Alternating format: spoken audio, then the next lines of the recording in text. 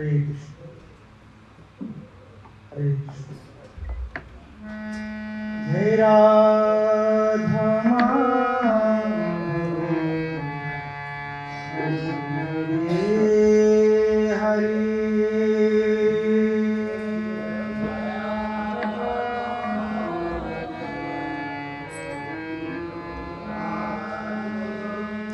गोपीजन वल्लभ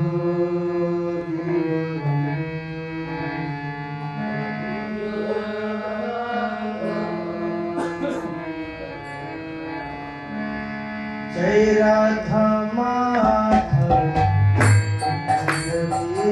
हरे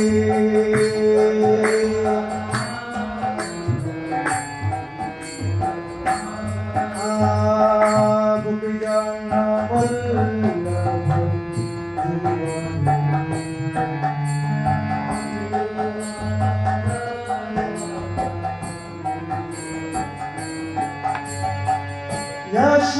यशोदानंदन ब्रज जनरंजन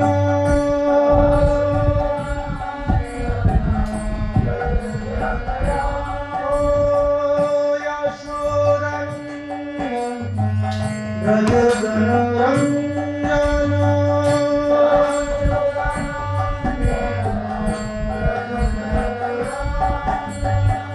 यमुना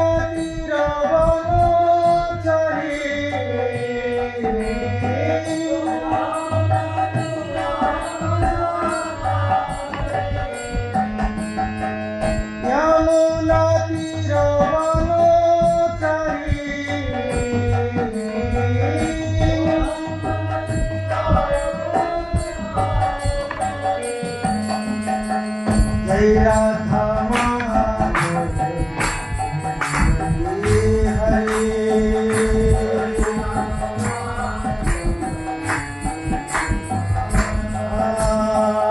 गोपीजन वल्लभ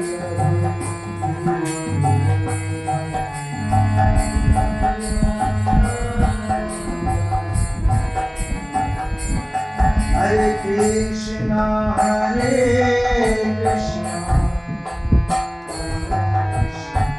कृष्णा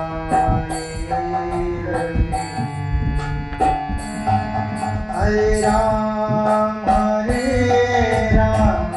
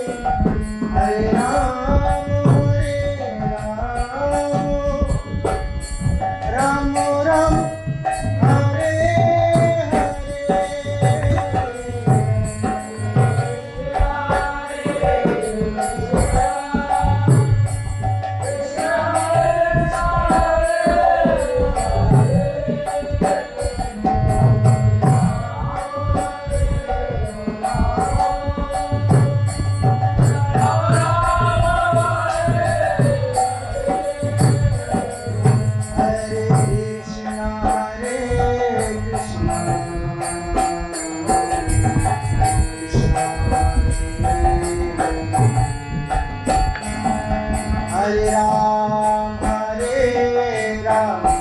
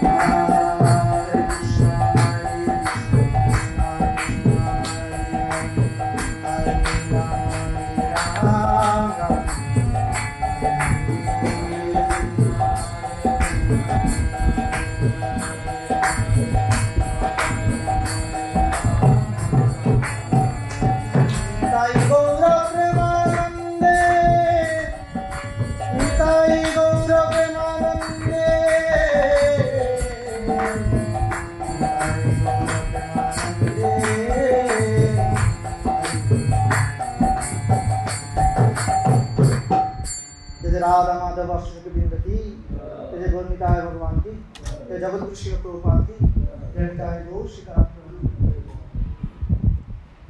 हरे कृष्ण।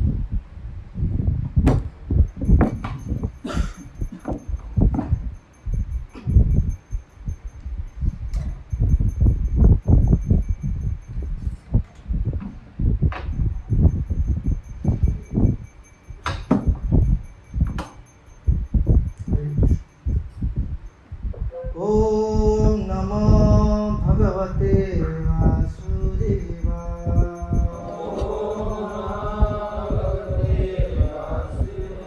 ओम नमो भगवते वासुदेवाय। ओम नमो भगवते वासुदेवाय।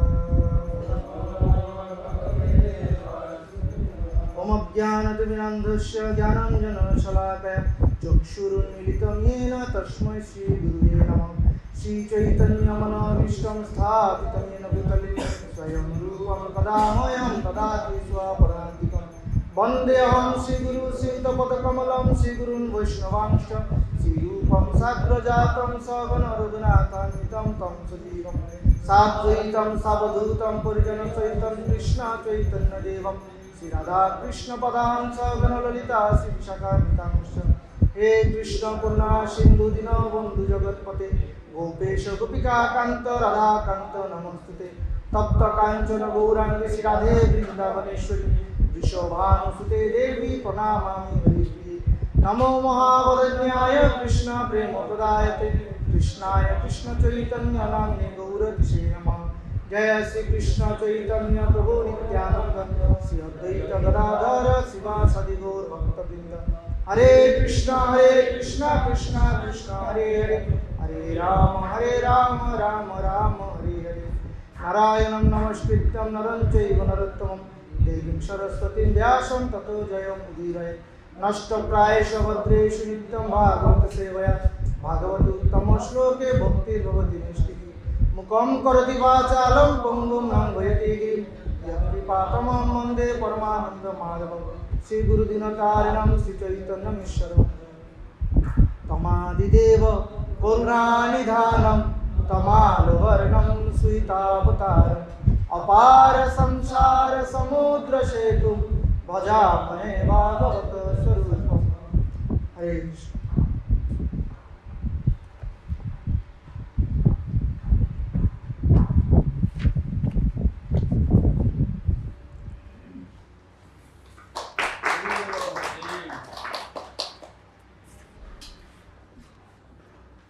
हरे कृष्ण।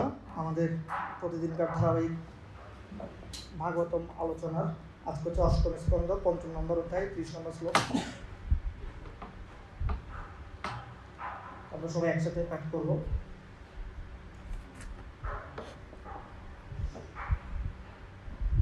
নাস্য কশ্চ অতিতীর্ততি মায়া जया जनमुयति वेदनार्थम् तं निर्जितात्मा आत्मगुणं परेशम् नमाम भूतेषु समं चरन्त नायस्य कश्च अतितीर्तति माया जया जनमुयति वेदनार्थम् तं निर्जितात्मात्मगुणं परेशम् नमाम भूतेषु समं चरन्त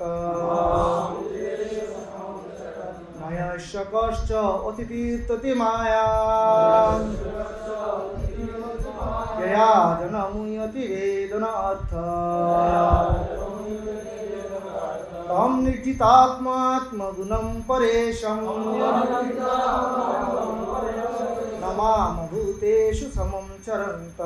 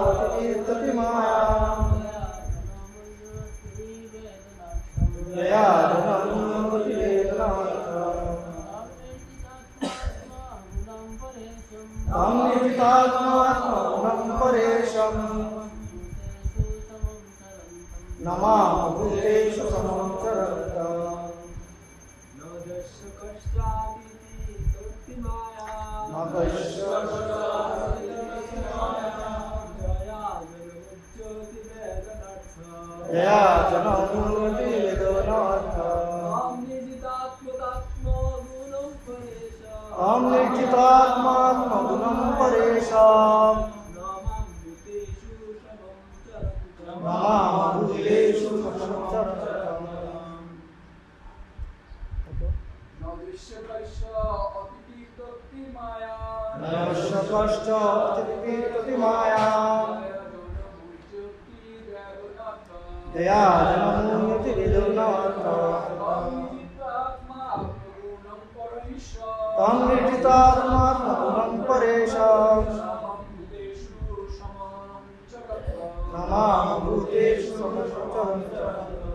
অনুবাদ ন না যস্য যা কষ্ট কেউই অতিথি অতিক্রম করতে সক্ষম মায়া মায়া ইয়া যার দ্বারা জনহ জনসাধারণ মুহ্যতি মোহিত হয় বেদ বুঝতে পারে ন না অর্থ জীবনের লক্ষ্য তম তাকে নির্জিত সম্পূর্ণরূপে নিয়ন্ত্রণ করে আত্মা জীব আত্মগুণম তার বহিরঙ্গা শক্তি পর ঈশম তুরীয় স্তরে অবস্থিত ভগবানকে নমাম আমরা আমাদের সশ্রদ্ধ প্রণতি নিবেদন করি ভূতেষু সমস্ত জীবদের সমম সমদর্শী চরন্তম তাদের নিয়ন্ত্রণ করে বা শাসন করে। অনুবাদ এবং প্রাঞ্জল তাৎপর্য করেছেন ইসকন প্রতিষ্ঠাতা আচার্য শিল অভয় চরণ অরবিন্দ ভক্তিবেদান্ত স্বামী শিল প্রভুপাদিকি। অনুবাদ ভগবানের মায়াকে কেউ অতিক্রম করতে পারে না এবং তা এত প্রবল যে সকলকে জীবনের প্রকৃত লক্ষ্য বুঝতে না দিয়ে মোহিত করে। সে মায়া কিন্তু ভগবানের বশীভূত, যিনি সকলকে শাসন করেন এবং সকলের প্রতি সমদর্শী। সে ভগবানকে আমরা আমাদের সশ্রদ্ধ প্রণতি নিবেদন করি। আমি আবার করছি, ভগবানের মায়াকে কেউ অতিক্রম করতে পারে না এবং তা এত প্রবল যে সকলকে জীবের জীবনের প্রকৃত লক্ষ্য বুঝতে না দিয়ে মোহিত করে। সে মায়া কিন্তু ভগবানের বশীভূত, যিনি সকলকে শাসন করেন এবং সকলের প্রতি সমদর্শী। সে ভগবানকে আমরা আমাদের সশ্রদ্ধ প্রণতি নিবেদন করি। তাৎপর্য, ভগবান শ্রীবিষ্ণু সমস্ত জীবকে নিয়ন্ত্রণ করার শক্তি এতই প্রবল যে তার প্রভাবে জীব তার জীবনের লক্ষ্য বিস্মৃত হয়। নতে বিদু স্বার্থ গতিমি বিষ্ণু, জীব ভুলে গেছে তার জীবনের প্রকৃত লক্ষ্য হচ্ছে ভগবদ্ধামে ফিরে যাওয়া। আপাত দৃষ্টিতে মনে হয় ভগবানের বহিরঙ্গা শক্তি যেন সমস্ত জীবদের এই জড়জগতে সুখী হওয়ার সুযোগ প্রদান করছে, কিন্তু সেটি মায়া, অর্থাৎ এটি একটি স্বপ্ন যা কোনোদিনও সার্থক হবে না। এইভাবে প্রতিটি বদ্ধ জীব ভগবানের বহিরঙ্গা শক্তির দ্বারা বিমোহিত। সে মায়া শক্তি নিঃসন্দেহে অত্যন্ত প্রবল, কিন্তু তিনি সম্পূর্ণরূপে সেই চিন্ময় পুরুষের নিয়ন্ত্রণাধীন, যাকে এই শ্লোকে পরেশম বলে বর্ণনা করা হয়েছে। ভগবান এই জড় সৃষ্টির অন্তর্ভুক্ত নন এবং তিনি জড়জগতের অতীত। তিনি কেবল তার বহিরঙ্গা শক্তির দ্বারা বদ্ধজীবীদের নিয়ন্ত্রণই করেন না, তিনি মায়াকেও নিয়ন্ত্রণ করেন। ভগবদ্গীতায় স্পষ্টভাবে বলা হয়েছে যে মায়া অত্যন্ত প্রবল এবং তার নিয়ন্ত্রণ থেকে মুক্ত অত্যন্ত কঠিন। সে মায়া ভগবানের শক্তি এবং ভগবানের নিয়ন্ত্রণাধীন। জীব কিন্তু সে মায়ার দ্বারা বশীভূত হয়ে ভগবানকে ভুলে গেছে। হরে কৃষ্ণ। আমি আমার সশ্রদ্ধ প্রণতি নিবেদন করছি আমার সামনে উপবিষ্ট সমস্ত বরিষ্ঠ বৈষ্ণবদের, এবং সাথে সাথে আমি আশীর্বাদ প্রার্থনা করছি গুরু পরম্পরা ধারা দৃষ্টিতে সমস্ত আচার্যবৃন্দের কাছ থেকে, এবং যারা নিঃস্বার্থভাবে আমাদেরকে জ্ঞান প্রদান করেছেন সে সমস্ত শিক্ষকদের চরণে কৃতজ্ঞতা প্রকাশ করছি, এবং সবার কাছে আশীর্বাদ প্রার্থনা করছি যেন শিল প্রভুপাদ এবং গুরু পরম্পরা ধারায় সেম লাইনে আমি কিছু ভগবানের গ্লোরিফিকেশন করতে পারি, সেজন্য আপনি আমাকে আশীর্বাদ করবেন। হরে কৃষ্ণ। আজকের এই শ্লোকটি খুব ইম্পর্টেন্ট, বিশেষ করে আমাদের সাধক ভক্তদের জন্য। তো বিশেষ করে এই শ্লোকটি কীভাবে এলো, অ্যাকচুয়ালি আমরা যদি ভাগবতমকে একটু ভালোভাবে বিশ্লেষণ করে আমরা দেখব পুরো ভাগবতম হচ্ছে লিনিয়েজ মানে হচ্ছে বংশ পরম্পরা। পুরো ভাগবত জুড়ে কিন্তু বংশ পরম্পরা আলোচিত হয়েছে। বিশেষ করে তৃতীয় স্কন্ধে যখন মনু সম্বন্ধে জানতে চেয়েছিল সেখান থেকে এই আলোচনার সূত্রপাত হয়। এভাবে করে প্রথম মনু দ্বিতীয় মনু আলোচনা চলছে, কিন্তু আজকের অষ্টম স্কন্ধে যে আলোচনা, সেই আলোচনাটা ওই মনুর সম্বন্ধে যে প্রশ্ন করা হয়েছে সেই আলোচনা থেকে একটু বেশি সিগনিফিকেন্ট। কেননা এই অষ্টম অধ্যায়কে বলা হচ্ছে, আমরা বলি না ভাগবতমের 10টি আলোচনা হচ্ছে, তার মধ্যে এখন মন্বন্তর নিয়ে আলোচনা চলছে। আগে যখন মনু সম্বন্ধে আলোচনা করা হয়েছিল শুধু মনুর লিনিয়েজ নিয়ে আলোচনা করা হয়েছিল, বংশ পরম্পরা নিয়ে। কিন্তু এই স্কন্ধে আমরা যেটা দেখতে পাচ্ছি, যতটা মনুর বংশ পরম্পরা নিয়ে বা মনুদেরকে নিয়ে পরীক্ষিত মহারাজের আগ্রহ, তার সাথে বেশি আগ্রহ হচ্ছে মন্বন্তর অবতারদেরকে নিয়ে। যে সমস্ত মন্বন্তর অবতাররা তারা কীভাবে তাদের ভক্তদেরকে পালন করার জন্য, রক্ষা করার জন্য এই জগতে আবির্ভূত হয়েছেন এবং কীভাবে তারা প্রোটেকশন দিয়েছেন ভক্তদেরকে। শুধু ভক্তদেরকে নয়, এই শ্লোকের একটা খুব ইম্পর্টেন্ট পার্ট হচ্ছে সমম চরন্তম। তো বিশেষ করে আমাদের আচার্যবর্গরা তারা কত স্ক্রুটিনাইজিং, কেননা এখানে যেই লীলাটা এখন শুরু হতে যাচ্ছে সেটা হচ্ছে সমুদ্র মন্থন লীলা। সেই সমুদ্র মন্থন লীলায় পরমেশ্বর ভগবান দুজনকে সমানভাবে কী করেছেন, পালন করেছেন। অসুররা যারা খুব বেশি অস্থির, তাদেরকেও পরমেশ্বর ভগবান ধৈর্য সহকারে পালন করেছেন। দেবতারা যারা খুব অধীন ভগবানের, তাদেরকেও পরমেশ্বর ভগবান কী করেছেন। এই জন্য এখানে সমম চরন্তম খুব ইম্পর্টেন্ট, যিনি সকলের প্রতি সমদর্শী, যার মধ্যে কোনো দেশ নেই। তো এবং বিশেষ করে আমরা দেখতে পাই এই চ্যাপ্টারে এসে যখন সমুদ্র মন্থন সম্বন্ধে জানতে চাইছেন, খুব বেশি আগ্রহ নিয়ে শুনতে চাইছেন। সমুদ্র আগের গজেন্দ্র লীলাতে তো আগ্রহ ছিলই, কিন্তু এখন আগ্রহ আরও বেশি। আচার্যবর্গরা বলছেন এখানে আগ্রহ বেশি এই জন্য, যেখানে পরমেশ্বর ভগবান একসাথে 3 রূপে নিজেকে কী করেছেন, বিস্তার করেছেন। প্রত্যেকটা মন্বন্তর অবতার ভগবানের একটা অবতার হয়, কিন্তু এখানে পরমেশ্বর ভগবান 3 রূপে নিজেকে বিস্তার করেছেন। একটা হচ্ছে অধীর, একটা হচ্ছে ধন্বন্তরী, এবং আরেকটা হচ্ছে মোহিনীমূর্তি। একই ভগবান 3 বার, একই লীলায় 3 বার আবির্ভূত হয়েছেন অ্যাট এ টাইম। তো এটা খুব অবাক করা বিষয়। প্রশ্ন করেছেন, কিন্তু প্রশ্ন করে তিনি আবার অন্যমনস্ক হয়ে গেছেন পরীক্ষিত মহারাজ। ঠিক আছে, এই জন্য প্রথম শ্লোকে বলেছেন শ্রীনু, মনোযোগ দিয়ে শুনুন। কেন তিনি অন্যমনস্ক হয়ে গেছেন? কেননা তিনি গজেন্দ্র লীলায় এত বেশি অ্যাবজর্ব ছিলেন। তিনি গজেন্দ্রের, পরমেশ্বর ভগবানের প্রতি গজেন্দ্রের গজেন্দ্রের প্রতি পরমেশ্বর ভগবানের যে অনুগ্রহ এবং এত সুন্দর সুইট পাস টাইম, সেটা থেকে তিনি বেরোতে পারছিলেন না। ভক্ত্যা তুতিষ ভগবান গজৌত পায়। প্রহ্লাদ মহারাজ প্রার্থনা করেছেন যে ভগবান কত কৃপাময়, একটা প্রাণী, সে প্রার্থনা করেছে তার প্রতি পর্যন্ত কত কৃপাময়। তাকে উদ্ধার করার জন্য তিনি এত দ্রুত এই জগতে পদার্পণ করেছেন। বেদান্ত দেশিকা সাউথ ইন্ডিয়ান একজন আচার্য শ্রী সম্প্রদায়ের, তিনি লিখছেন পরমেশ্বর ভগবান গজেন্দ্রকে রক্ষা করার জন্য এত বেশি আকুল ছিলেন যে পরমেশ্বর ভগবান গরুরের জন্য পর্যন্ত অপেক্ষা করেননি। তিনি জাম করেছেন বৈকুণ্ঠ থেকে, এবং তখন লক্ষ্মীদেবী তার পাদ প্রক্ষালন করছিলেন।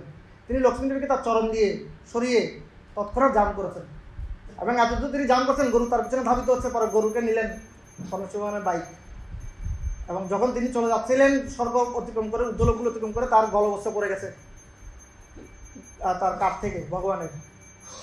এত সুন্দর গোল্ডেন গলবস্ত্র যখন পড়ে যাচ্ছে, তখন দেবতারা অবাক হয়ে দেখছে এত সুন্দর একটা কাপড়, এটা কোথা থেকে পড়ছে। তখন দেবতারা ভালো করে পর্যবেক্ষণ করে দেখছে বিষ্ণু এত দ্রুত বেগে দৌড়াচ্ছে কেন, এভাবে কেন, এত কি তারা। তখন দেবতারা তাদের সমস্ত কাজ ফেলে বিষ্ণুর পিছনে ধাবিত হয়েছে। তিনি কাকে উদ্ধার করার জন্য এভাবে যাচ্ছেন, যাকে উদ্ধার করার জন্য তিনি তার গলবস্ত্রের তোয়াক্কা করছেন না। এমন ইম্পর্টেন্ট ব্যক্তিটাকে। তখন তারা গিয়ে দেখতে পেলেন, ও একটা প্রাণীকে রক্ষা করার জন্য পরমেশ্বর ভগবান এত আকুল, তাহলে এটা তো আত্মভক্ত, তাহলে যারা স্পন্টনিয়াস, অন্যাবিলাসিতা শুনলাম জ্ঞান কর্মা যে অনাবৃত, সেই সমস্ত ভক্তদের প্রতি ভগবান কতটা কি রকম। সো এভাবে করে উনি এত বেশি অ্যাবজর্ব ছিলেন, তখন সেই জন্য প্রথম নম্বর শ্লোকে এই অধ্যায়ের সুখদেব গোস্বামী বলছেন, প্লিজ লিসেন অ্যাটেন্টিভলি। আমি এখন সমুদ্র মন্থন লীলা বিষয়ে বলবো। তখন তিনি 4টা প্রশ্ন করেছিলেন যে কেন সমুদ্র মন্থন লীলা হলো, কীভাবে ভগবান কুর্মবতার উদ্ধারণ করলেন, এবং কীভাবে তিনি দেবতা এবং অসুরদেরকে সমানভাবে ট্রিট করলেন। এবার 4টা প্রশ্ন করেছেন, এবং এখানে প্রসঙ্গক্রমে একটি বিষয় আসে, কেন দেবতাদের এই অবস্থা। দেবতাদের এই অবস্থার পিছনে কারণ হচ্ছে দুর্বাসা মুনির প্রতি অভিশপ্ত হয়ে ইন্দ্র, তিনি যখন আসছিলেন, two cut the long story short, তো দুর্বাসা মুনিকে তিনি ভালোভাবে রেসপেক্ট দিতে পারেননি। তার মালাকে, তার পুষ্পমাল্যকে তিনি সম্বোধন করতে পারেন। আসলে মহান ব্যক্তিদের যে পুষ্পমাল্য, বা সেই পুষ্পমাল্যটা হচ্ছে বিশেষ করে বিশ্বনাথ চক্রবর্তী ঠাকুর বর্ণনা করছেন, দুর্বাসা মুনি বৈকুণ্ঠ থেকে আসছিলেন, তো সেটা ভগবানেরই মালা, সেটা দুর্বাসা মুনি প্রাপ্ত হয়েছিলেন। সেটা তিনি অত্যন্ত ভালোবেসে তাকে প্রদান করেছিলেন। সুতরাং সেটা ভগবানের প্রতিনিধিত্ব করছে, আচার্যদের প্রতিনিধিত্ব করছে, কিন্তু সেটাকে তিনি তার ফলস ইগো বশত, মিথ্যা অহংকার বশত তিনি সেটাকে সম্মান করতে পারেননি। এই জন্য তিনি অভিশপ্ত হয়েছিলেন। সো ফলস ইগোটা আসলে খুব মারাত্মক একটা জিনিস, বিশেষ করে পোস্ট পজিশন চেয়ার, এটা খুব ডেঞ্জারাস। এটা এত বেশি তাপ, আমরা যখন এটাতে বসি আমাদের হৃদয়ের জ্ঞান থাকে না, এটা আমাদেরকে বিউল্ডেড করে দেয়, ঠিক আছে? তখন সেটার জন্য আমরা যে কোনো কিছু করতে পারি, যে কাউকে ফেলে দিতে পারি এবং যে কাউকে অবমাননা করতে পারি, তো সেটার প্রতিফলস্বরূপ। কিন্তু এই জগৎটা হচ্ছে, এই পুরো ব্রহ্মাণ্ডটা, এটা হচ্ছে পুরো রিয়াক্টিভ। এখানে কোনো কিছু করলেই সেটার জন্য সমান পরিমাণ রিয়াকশন কিন্তু অপেক্ষা করে। সেজন্য তিনি দুর্বাসা মুনি কর্তৃক অভিশপ্ত হয়েছিলেন। কিন্তু যেহেতু দুর্বাসা মুনি একজন মহাত্মা ছিলেন, সেই অভিশপ্ত তাদের জন্য আশীর্বাদও ছিলেন, কেননা এর ফলে তারা পরমেশ্বর ভগবানের অত্যন্ত ক্লোজলি সেবা করার এবং পরমেশ্বর ভগবানের সাথে সঙ্গ করার সুযোগ প্রাপ্ত হয়েছিল। সো এখানে যখন তারা ওষুধের কর্তৃক কী হয়ে বিতাড়িত হয়ে যখন ব্রহ্মার আশ্রয় গ্রহণ করলেন, তখন ব্রহ্মা গিয়ে প্রার্থনা করছেন। কিন্তু ব্রহ্মার প্রার্থনা এত সুন্দর, তিনি একই সাথে প্রার্থনা করছেন, একই সাথে ইন্দ্রকে শিক্ষাও দিচ্ছেন। প্রার্থনা করছেন ভগবানের কাছে আর ইন্দ্রকে শোনাচ্ছেন, তোমার পতনের মূল কারণ কি? মায়া। ঠিক আছে, এই মায়ের কারণে তুমি পতিত হয়েছ। আর সে মায়াটা কি? False ego. তো বিশেষ করে আসলে মায়া কি? মায়া কি? কেউ কি আমাকে একটু হেল্প করতে পারেন? মায়া কি? মায়া কি বা মায়াকে কাকে বলে? যা শক্তি নয় সেটা হচ্ছে মায়া। আর কেউ? এটা তো মায়ের অ্যাক্টিভিটি। মায়া কি? সো বিশেষ করে আমরা প্রথম স্কন্ধের 7ম অধ্যায় 4 নম্বর শ্লোকে দেখতে পাই, ব্যাসদেব যখন নারদ মুনি কর্তৃক আদিষ্ট হয়েছিলেন যে তুমি কী করো, পরমেশ্বর ভগবানের গ্লোরিফিকেশন করো ঠিকভাবে, তখন ব্যাসদেব ধ্যানস্থ হয়েছিলেন। ধ্যানস্থ হয়ে তিনি ভক্তিযোগেন মনসি সৌম্য প্রণিহিতে অমলে, রাইট, অপশ্যতাম পুরুষম পূর্ণম মায়াম চ তৎ অপাশ্রয়ম। তিনি মায়াকে দেখতে পেলেন, প্রথমে দেখতে পেলেন পরমেশ্বর ভগবানকে। সে ভগবানকে, সেটা ক্লিয়ার। এই শ্লোকটা আলোচনা হয়েছে প্রথম স্কন্ধে 7ম অধ্যায় 4 নম্বর শ্লোকে। কিন্তু সে পরম পুরুষ, সে পরম পুরুষের পরিচয় কি, সেটার আনসার দেওয়া হয়েছে 7 নম্বর শ্লোকে। ইয়স্যাম বৈশ্রিয়মানায়াম কৃষ্ণে পরম পুরুষে। পরম পুরুষ হচ্ছে স্বয়ং কৃষ্ণ, এবং সে পরম পুরুষকে তিনি দর্শন করেনি, সে পরম পুরুষের পিছনে তিনি মায়াকেও দর্শন করেছেন। সে মায়া কেমন ছিল? অপাশ্রয়, fully under control of the supreme personality of Godhead. পরমেশ্বর ভগবানের দিব্য তত্ত্বাবধানে ছিলেন, পরমেশ্বর ভগবানের ফুল কন্ট্রোলে। এ মায়া পরমেশ্বর ভগবানের কন্ট্রোলেই পরিচালিত হয়। এবং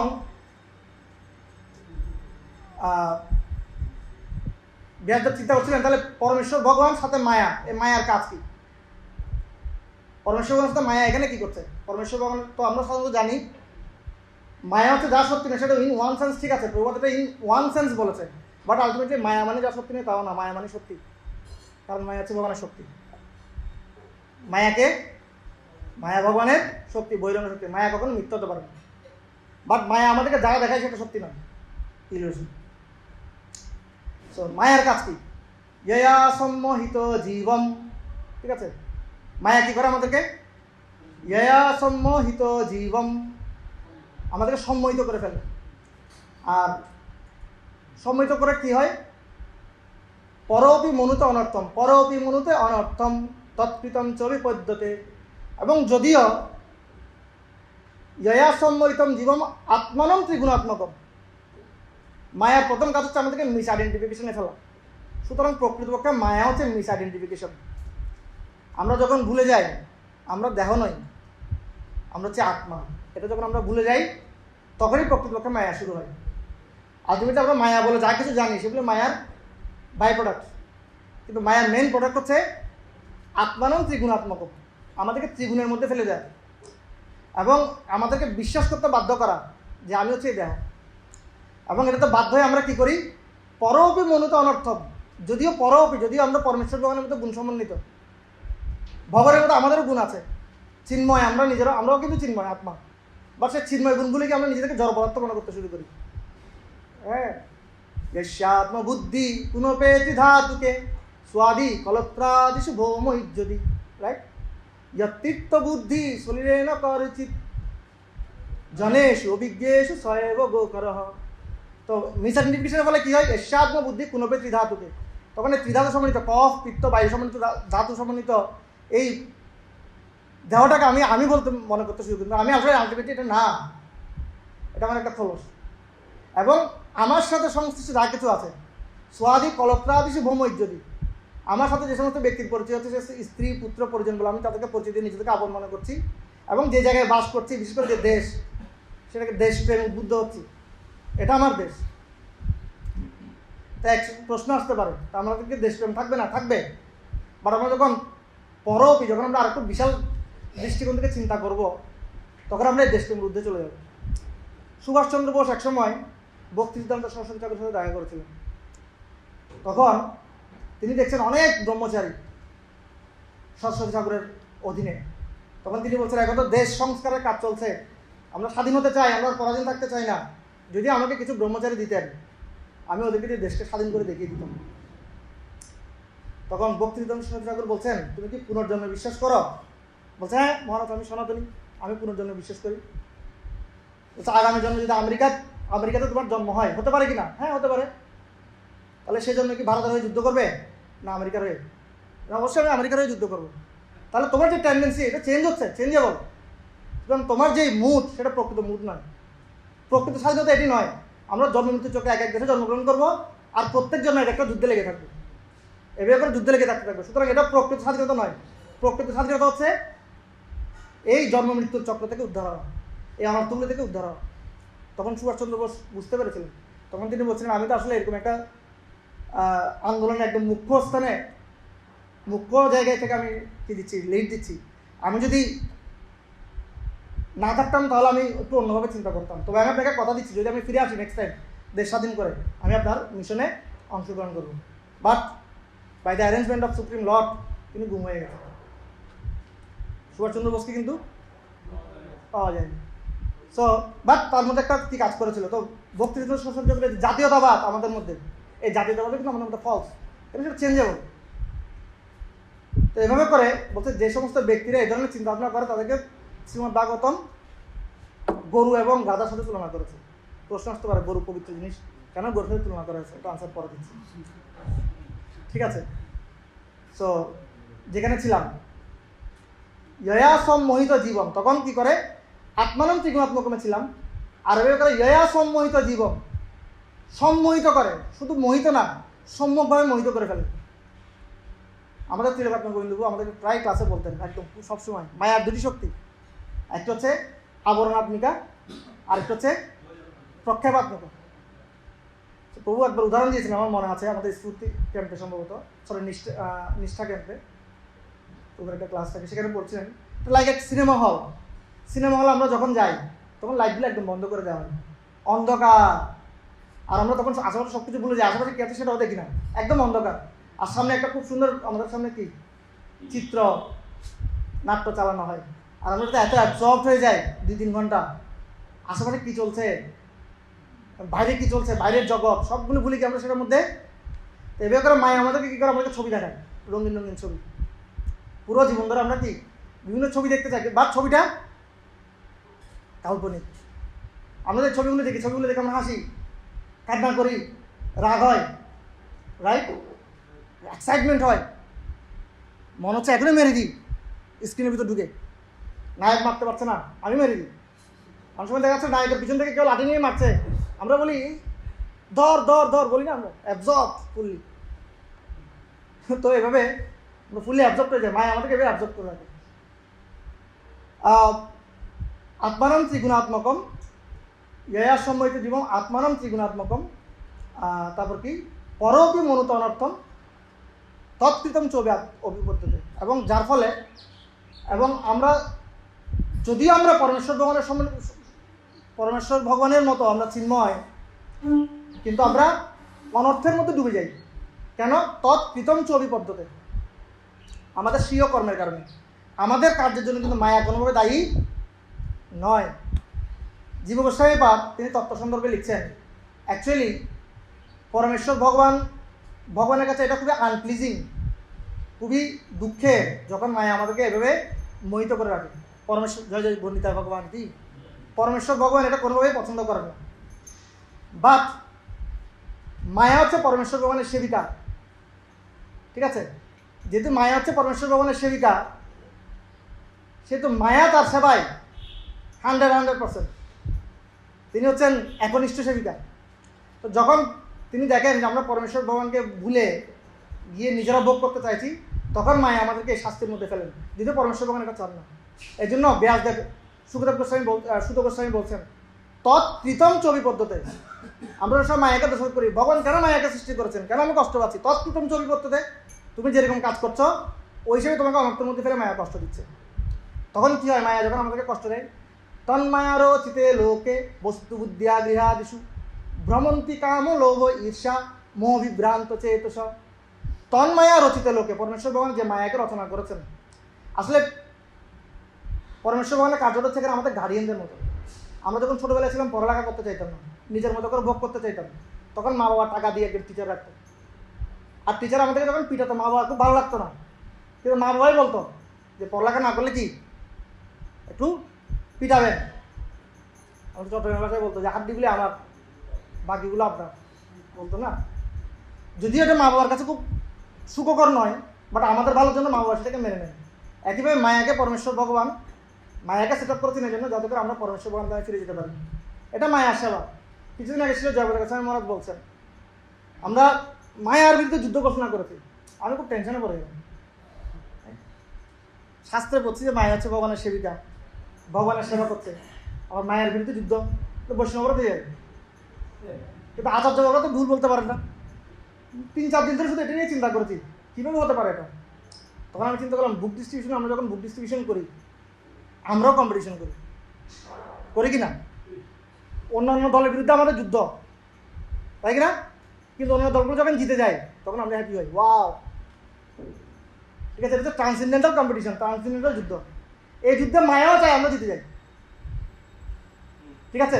আমরা জিতে গেলে মায়া সবচেয়ে বেশি খুশি হবে, কারণ আমরা ভগবদ্ধামে যেতে পারবো, ঠিক আছে? সো মহারাজ যেটা বলছে 100% রাইট, কারণ এই যে কম্পিটিশন এটা স্পিরিচুয়াল কম্পিটিশন। তো মায়ার জায়গায় একদম 100%, তিনি 100% এফোর্ট দিয়ে কী করছেন, তার সবাই তিনি কোনোদিন ব্যতিক্রম করবে না।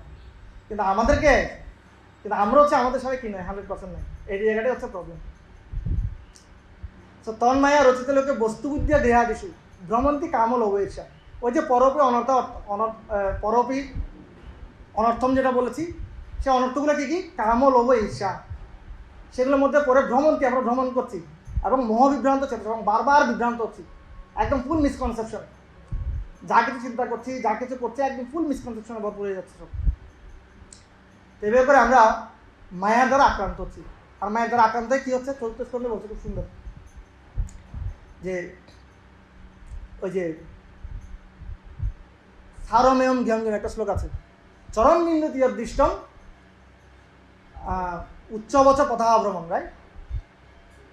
চরণ রাইট, শ্লোকটা কি জানা ছিল? সারমেয়ম জ্ঞানজন সুৎপীড়িত যথা দেহে সারমেয়ম জ্ঞানজন চরম বিন্দুতি অদৃষ্টম দণ্ডমোদরমে বাবা, সেটা প্রচেতার সেকশনে বলা হচ্ছে।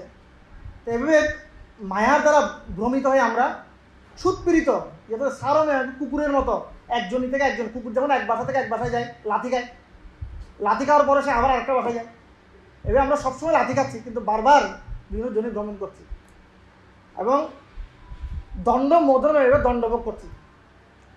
তথা কামাশয় জীব উচ্চবচ পথাভ্রমণ, এভাবে কামের আশ্রয় গ্রহণ করে, মায়ার দ্বারা কামের আশ্রয় গ্রহণ করে আমরা বারবার কী হচ্ছি? পতিত হচ্ছি। উচ্চ অবচক, কখনো উচ্চ লোক, কখনো নিচু লোক, উচ্চবচ পথাভ্রমণ, এবং জাতি দৃষ্টম প্রিয় অপ্রিয়ম, এই শ্লোকে বলা হচ্ছে। এবং কখনো ও আমার প্রিয়, ও আমার অপ্রিয়, ও আমার দলের, এ আমার দলের, এই ধরনের চিন্তা ভাবনা করছি। কিন্তু আলটিমেটলি এখানে প্রত্যেকটা জীবী স্বতন্ত্র, কিন্তু আমরা যেহেতু সবাই মোহবিভ্রান্ত, সেহেতু আমরা প্রকৃত কনসেপশন আমরা পৌঁছাতে পারছি না, এভাবে আমরা কষ্ট পাচ্ছি। সো এভাবে কষ্ট পেয়ে আমরা বিভ্রান্ত হচ্ছি, আমরা ভগবদ্ধামে ফিরে যেতে পারছি না। এবং বিশেষ করে মায়ার প্রধান হাতিয়ার হচ্ছে মন। মায়া আমাদের মনকে হাতিয়ার স্বরূপ ইউজ করে আমাদেরকে বারবার বিভ্রান্ত করছে। সুতরাং এই মনকে আমাদেরকে কী করতে হবে? আমাদের বসে নিয়ন্ত্রণে আনতে হবে। তো গত 2 দিন আগে আমি যখন জব করছিলাম, আমার একটা চিন্তা মাথায় আসলো, আমি কয়েকজনকে শেয়ার করেছি এই জন্য আমাদের মন দিয়ে জব করা উচিত। মনটাকে যদি ঠিক করতে হয়, মায়ার কন্ট্রোল থেকে বের করতে হয়, মন দিয়ে জব মানে আসলে কথা তো আমরা অনেকবারই শুনেছি, মন দিয়ে জব, মনোযোগ সহকারে জব। কিন্তু আমি জব করার সময় চিন্তা করছিলাম মন দিয়ে জব মানে হচ্ছে মনকে দিয়ে জব করাতে হবে আমাদেরকে। আমি মনকে দিয়ে জব করাবো। সাধারণত আমরা জব করি আমাদের মুখ দিয়ে জব করাই, কিন্তু মনটা জব করে না। আমরা যখন জব করি তখন মনটা কী করছে, এদিকে এদিকে ঘুরছে। তখন আমি চিন্তা করছিলাম আমরা যখন আমাদের কাউন্সিল থেকে ধরে বলি প্রভু জব করুন, জব করলে এই ফল হয়, আপনি আনন্দিত হবেন, আপনি সুখী হবেন, আপনি কষ্ট থেকে মুক্ত হবেন, সেরকম প্রতিদিন সকালে নিজের মনকে বলা উচিত, প্রিয় মন বসুন, কাইন্ডলি আমার কথা শুনুন, আপনি অনেক কষ্ট পাচ্ছেন, অনেক দিকে ঘুরছেন, এভাবে বললে অনেক কষ্ট পাবেন, আপনি জব করুন আমার সাথে, হরে কৃষ্ণ কৃষ্ণ কৃষ্ণ হরে হরে, হরে রাম রাম রাম হরে। মন জব করবে আর আমি শুনবো, মন জব করবে আমি শুনবো, আমি মনকে দিয়ে জব করাবো। কিন্তু আমরা সাধারণত এটা করতে পারছি না, এটা হচ্ছে আমাদের প্রবলেম। আর মায়া সেটাকে হাতিয়ার হিসেবে গ্রহণ করছে, সেটাকে গ্রহণ করে মনের দ্বারা আমাদেরকে বিভিন্নভাবে ভ্রান্ত করা। তো মায়া এত প্রবল, দূরতিক্রমণীয়, এই মায়াকে কেউ অতিক্রম করতে পারবে না। এবং কী করা যায়? ভজনও লিখছে, ইয়ারে করিয়া জয় ছাড়ানো না যায়, সাধু কৃপা বিনা, একমাত্র শুধুমাত্র গুরু বৈষ্ণবদের কৃপা না হলে, শুধুমাত্র আমাদের সাধন ভজন তত্ত্ব জ্ঞান এগুলো দিয়ে কখনো মায়াকে জয় করা সম্ভব নয়। ঠিক আছে, মায়া অনেক পাওয়ারফুল। মায়াকে জয় করতে হলে পরমেশ্বর ভগবানের আশ্রয় গ্রহণ করতে হবে, কারণ পরমেশ্বর ভগবান হচ্ছে মায়ার অধীশ্বর। আমাদের এমন করে আশ্রয় গ্রহণ করতে হবে যারা মায়ার বস, সেটা হচ্ছে পরমেশ্বর ভগবান। উদ্দাম ভাব পিসুম অমল বল্লুহাস বিরাবলোক নিয়ত মদনয় পিয়াসম সম্মূহ চাপম অজহাত প্রমতোত্তমাস্তা বেশেন্দ্রিয় বিমতি তুম কৈন শেকু। বলছে দ্বারকার রমণীরা এত সুন্দরী ছিলেন, তাদের পিসুম, তাদের উত্তেজনামূলক যে হাসি, সে হাসি দেখে এমনকি কামদেব পর্যন্ত, কামদেব চিন্তা করছে আমি বিভিন্ন জনকে বিবিল্ডার করার জন্য, বিভিন্ন জনকে মোহিত করার জন্য আমি কত রকম অস্ত্র ব্যবহার করি। আর সম্মূহ চাপম অজহাত, তিনি তার হাতে যে ধনুক কামবান সেটাকে রেখে দিয়ে ওদের প্রতি ধাবিত হয়ে যায়। এই শ্লোকে আচার্যরা বর্ণনা করছেন, নিয়ত মদনপি আসাম নিয়ত অমদনপি আসাম। শুধুমাত্র মদন নয়, যিনি অমদন, মদন কামদেব যাকে মোহিত করতে পারেনি, সে শিব পর্যন্ত সে দ্বারকা রমণীর দ্বারা কী হয়ে যায়, বিউল্ডার হয়ে যায়। বাট একজন ব্যক্তি তিনি কখনো এই ধরনের মায়ার দ্বারা, বলছে মানে কামদেবের স্ত্রী সতীদেবী কি, তার সাথে লক্ষ লক্ষ করে সুন্দরী হচ্ছে কি দ্বারকার রমণীরা, মহিষীরা। সে 16,108 জন রমণী মিলেও পরমেশ্বর ভগবানকে কখনো বিল্ডার করতে পারেনি। তো এইরকম অবস্থা যে পরমেশ্বর ভগবানের, সে পরমেশ্বর ভগবানের পাদ ও পদ্মের স্মরণ আমাদের গ্রহণ করতে হবে। যদি আমরা সেটা করতে পারি তাহলে প্রকৃতপক্ষে আমরা মায়া থেকে উদ্ধার হতে পারবো।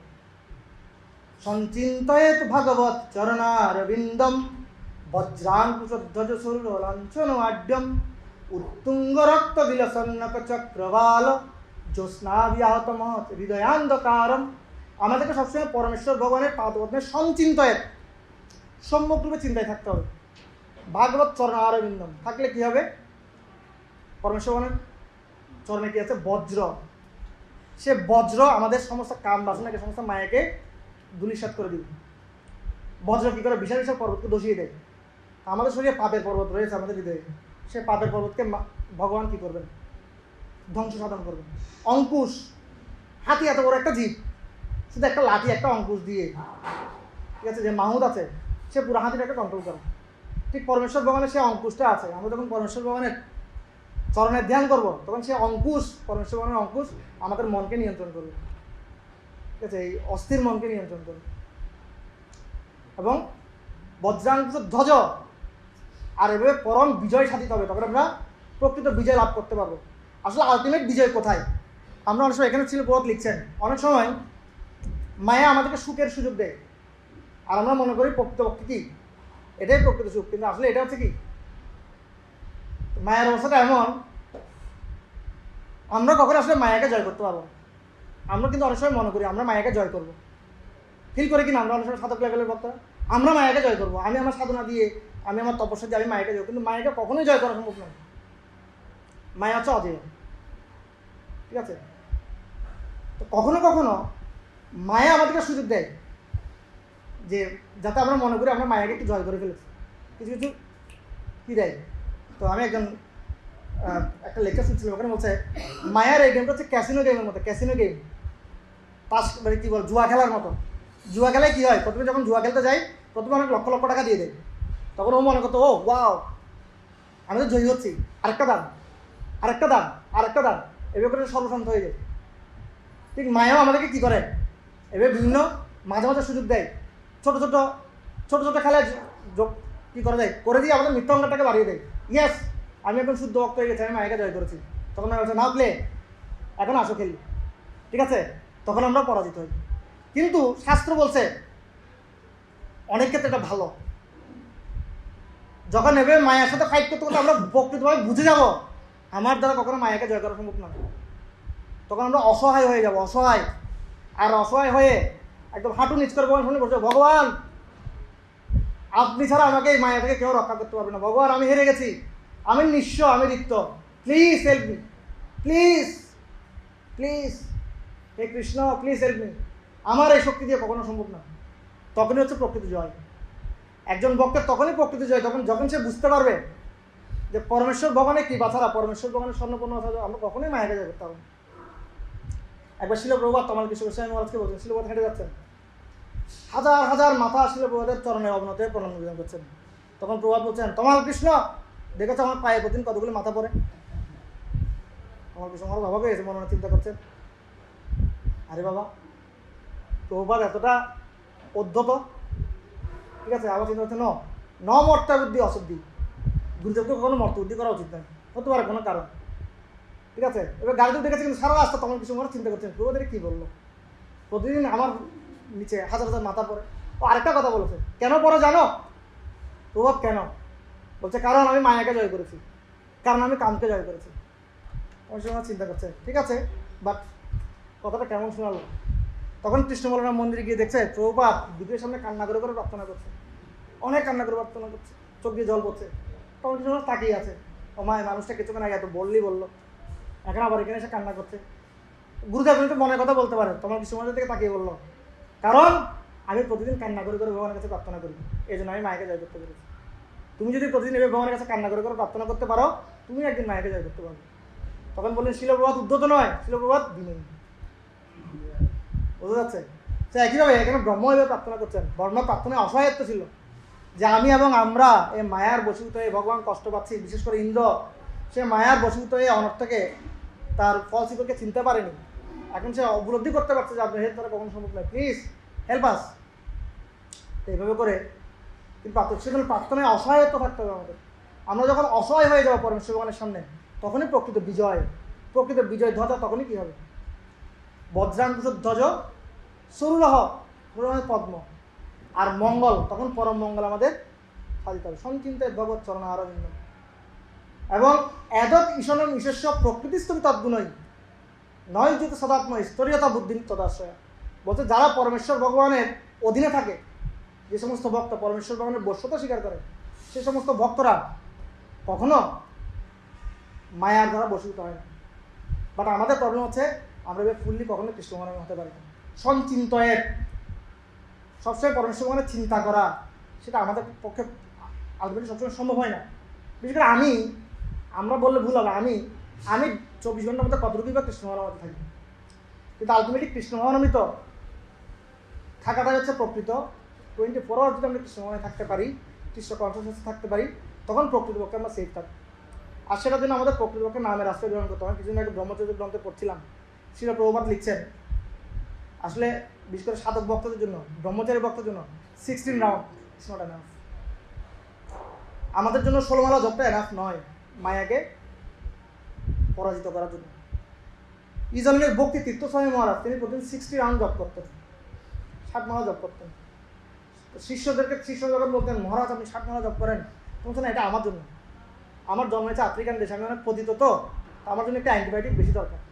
তোমরা ঠিক আছে, তোমরা শুদ্ধ ভক্ত, গুরুদেব তোমরা শুদ্ধ ভক্ত, তোমার তো দরকার নেই, কিন্তু আমার জন্য একটু বেশি অ্যান্টিবায়োটিক দরকার, আমার সেই জন্য 60 মালা জপ করতে হয়।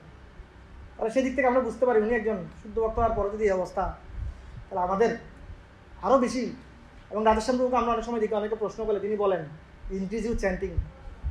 এবার যদি আমরা আমাদের জব বাড়ানো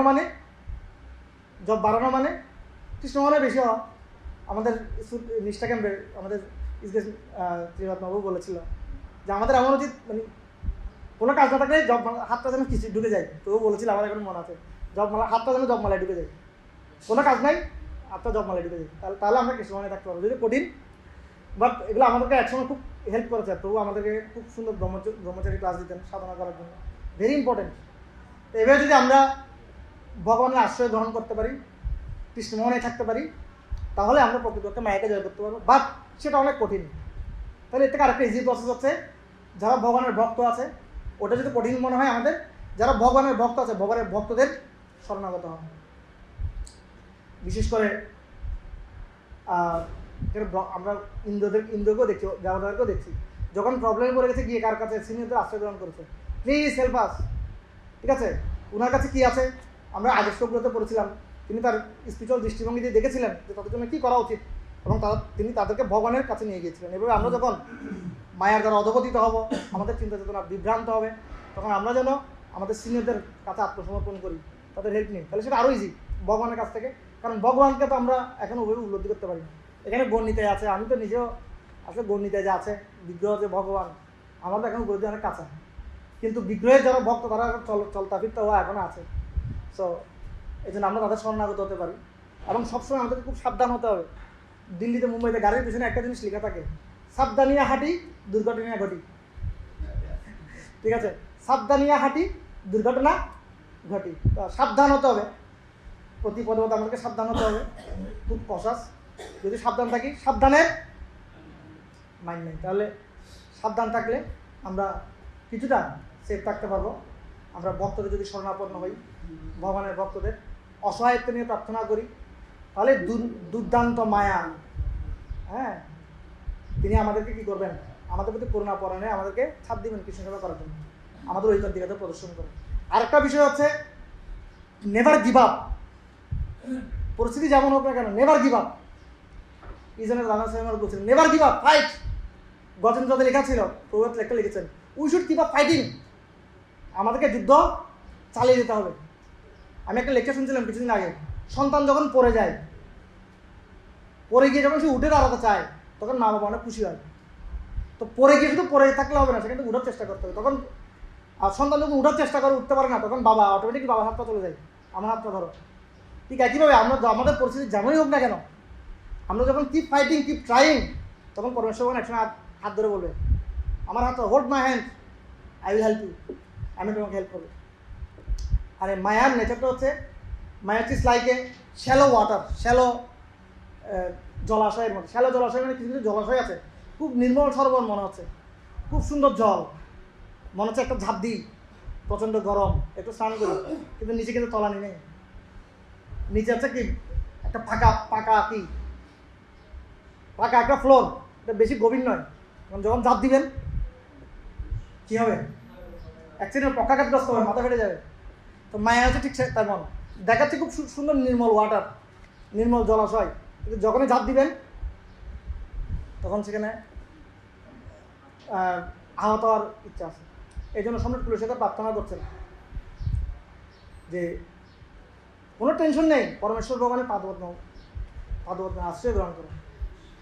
মাবির মন্দ মন বিচিন্ত বহুদা ইয়ামিস চিরন যাতনা। তুমি কি নিয়ে ভয় পাচ্ছ, জমের যাতনা নিয়ে? মাবির মন্দ মন বিচিন্ত বহুদা ইয়ামিস চিরন যাতনা, নৈবামি প্রভবন্তি প্রভব স্বামী ননুসি ধরা, আলস্যম ব্যাপনীয়ম ভক্তি সুলভম ভজন্তি ভক্তি রেখা। এরকম একটা সুন্দর শ্লোক আছে। তো ওখানে লাস্ট শ্লোকে উনি বলছেন,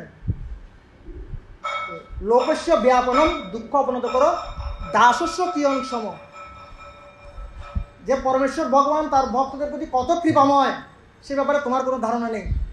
লোকস্য ব্যাপনীয়ম দুঃখ অপনত করো। ভগবান তার ভক্তদের দুঃখ অপনোদন করার জন্য কী করতে পারে, এই ব্যাপারে তোমার কোনো ধারণা নেই। তুমি শুধু পরমেশ্বর ভগবানের কাছে প্রার্থনা করো, তখন পরমেশ্বর ভগবান সমস্ত কিছু ব্যবস্থা গ্রহণ করো। আমরা দেখতে পাই এখানে ব্রহ্মাও প্রার্থনা করছেন। তো আমরা যদি ডেলি প্রার্থনা চালিয়ে যাচ্ছিল প্রভুদের মতো, আমাদের আচার্যবর্গের মতো, তাহলে আমরা এই দুঃখময় সাগর থেকে উদ্ধার পেতে পারবো, মায়াকে একদিন জয় করতে পারবো। হরে কৃষ্ণ কৃষ্ণ কৃষ্ণ হরে হরে, হরে রাম রাম রাম হরে। তো আমি আসলে আচার্যবর্গকে যা শুনেছি তোতা বাকির মতো বলেছি, আমার উপলব্ধি কম। আমার কথাটা আপনাদের কাছে এরকম মনে হবে ঠিক যেমন মা বাবার কাছে শঙ্কর আদাত বলিতে কিছু বলে, ওর মা বাবা অনেক আনন্দিত হয়, কারণ ও বলছে কিন্তু এটা মিনিংও জানে না। আমার ক্ষেত্রে তাই আপনার আশীর্বাদ করবেন যাতে আমি মিনিংগুলো বুঝতে পারি। হরে কৃষ্ণ। দুটো প্রশ্ন দেখা যাচ্ছে, নাটা বেড়ে গেছে।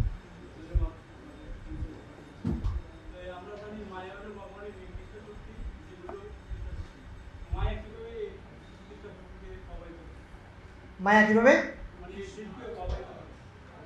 কিভাবে জীবকে প্রভাবিত করে? কারণ মায়া কিন্তু ভগবানের সেবাটা দিয়েছে। ভগবানের নিকৃষ্ট মানে আমাদের রুচিতে আমরা যেটাকে নিকৃষ্ট মনে করছি ওরকম নিকৃষ্ট নয়, ভগবানের দৃষ্টিতে নিকৃষ্ট। উৎকৃষ্ট মানে নিকৃষ্ট, কিন্তু মায়াকে ভগবান এই সেবাটা দিয়েছে আমাদেরকে বিলডার করার জন্য। এবং যেহেতু তৎ অপাস্বয়ং পরমেশ্বর ভগবানের দিব্য তত্ত্বাবধানে দিব্য নিয়ন্ত্রণাধীনে আছে, তখন ভগবান যখন বলবেন অনেক হয়েছে এবার তাকে কি করে দাও, সে অনেক ঐকান্তিক, এবার তাকে ছেড়ে দাও, তখন মায়া বলবে হ্যাঁ প্রভু যথা আজ্ঞা, you can go to back to গডে।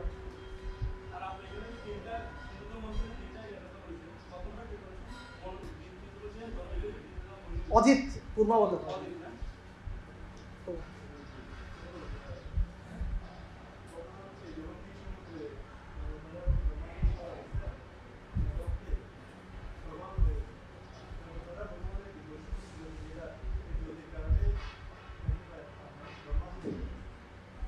Yes.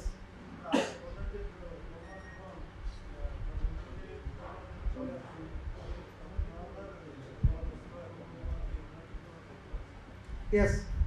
তো এই সমস্ত লীলাগুলো আছে এক এক সময়। তো পরমেশ্বর ভগবান তিনি যখন কাউকে কৃপাপূর্বক দর্শন দান করার ক্ষমতা দেন, ঠিক আছে, তো বিশেষ করে এই লীলাটা একটা ডিপ লীলা আছে। যখন গজেন্দ্র প্রার্থনা করছিলেন তখন দেবতারা মনে করছিলেন আমাদেরকে মনে প্রার্থনা করছে, আমাদের যাওয়া, কিন্তু আমাদের নাম স্পেসিফিকলি বলে নাই আমরা যাবো না, আমরা উদ্ধার করবো না। দেখি ও লাস্ট পর্যন্ত কাকে প্রার্থনা করে, তো দেখছে লাস্ট পর্যন্ত কাকে প্রার্থনা করছে, ভগবান নারায়ণকে, ঠিক আছে। তো তাহলে নারায়ণকে তাকে উদ্ধার করবে, ঠিক আছে। তো এই জন্য ভগবান চেয়েছেন পুরো যতগুলো দেবতা সবগুলোকে নিয়ে গিয়ে আমি তাকে কী করবো, উদ্ধার করবো, সবাইকে সেখানে প্রেজেন্ট থাকতে হবে। আর আমি কীভাবে আমার ভক্তকে উদ্ধার করি সেটা তাদের দেখা উচিত।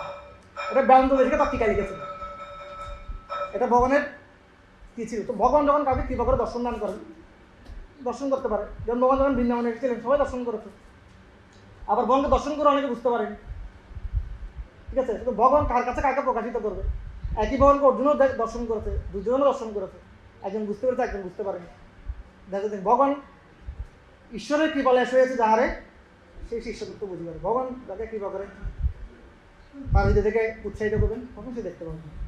তো এই ক্ষেত্রে যেহেতু দেবতারা তখনও পর্যন্ত অনর্থের মধ্যে ছিল, তাদের সেই ক্যাপাসিটি ছিল না দেখার জন্য, তখন পরমেশ্বর তাদের সামনে আবৃত করছেন। কিন্তু যখন অজিত হয়েছেন ভগবান তাদের সাথে সেবা করেছেন কুর্মবতা রূপে, ঠিক আছে। ভগবান তাদের পর্বতকে আরোহণ করে নিয়ে এসছেন। যখন পর্বতটাকে আরোহণ করার জন্য দেবতা এবং অসুররা গিয়েছিল, সবাই পর্বতের নিচে পড়ে গেছে, তখন ভগবান নিয়ে অসুর এবং দেবতাকে একই গরুর উপর তুলে আবার সে কৃষ্ণমন্দিরে নিয়ে আসছে। তখন তারা ভগবানের সঙ্গ পেয়েছে কিনা, অসুররা সহ। ভগবান যখন চাই তখন হবে, ভগবান ইচ্ছাধীশ, তার ইচ্ছা তিনি সব কিছু করতে পারে। আর এই বিষয় তো not okay. Yes,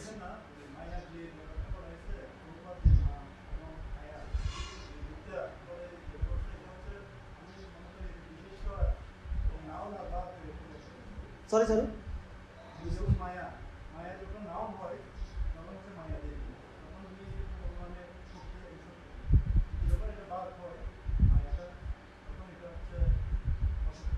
yes yes right. এই জন্য বললাম ইনেসেন্স মায়া সত্যি নয়, মানে মায়ের অ্যাক্টিভিটি সত্যি নয়, বাট মায়া সত্যি, মায়া দেবী সত্যি। Thank you. আর জয় জগদীশ শিল প্রভুপাদ কি। হরে কৃষ্ণ। পার্সোনালি